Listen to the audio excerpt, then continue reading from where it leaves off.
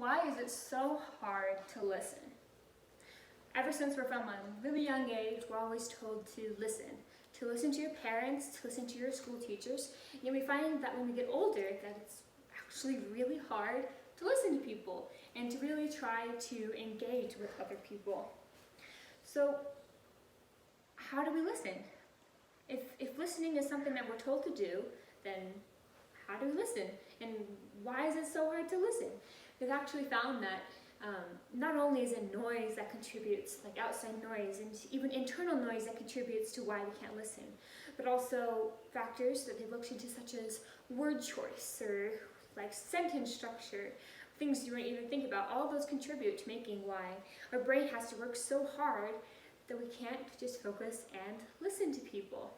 So what makes a good listener? How can we better listen to other people?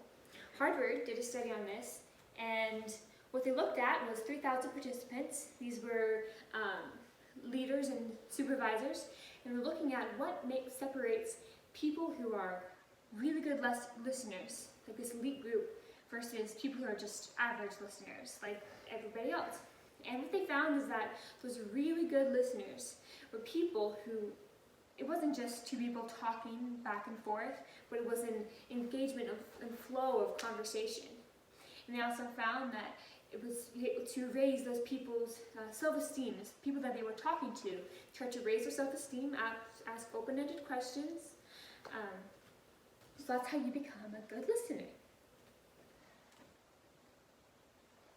So then, why is it important to listen in the everyday world? Like, why is it important to listen when it comes for leaders to listen or employers to listen to their employees?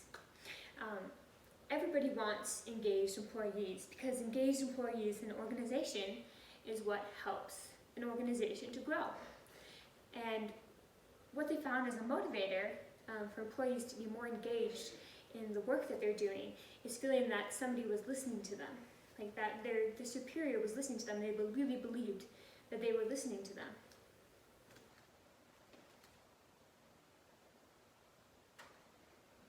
And the final thought is that listening grows business. And so if a leader or an employer is actively engaged in listening and really connecting, that is what engages employees, knowing that they're being listened to.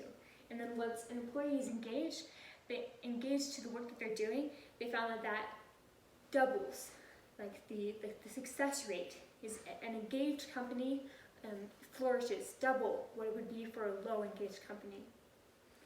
So the final thought I want to leave with is that listening is hard, but listening can also be taught. It can be a skill that we can learn for ourselves. It has to do with just flow of conversation and really connecting and trying to help others in building their self-esteem. And when you do this, you can have success in your business and in your personal life.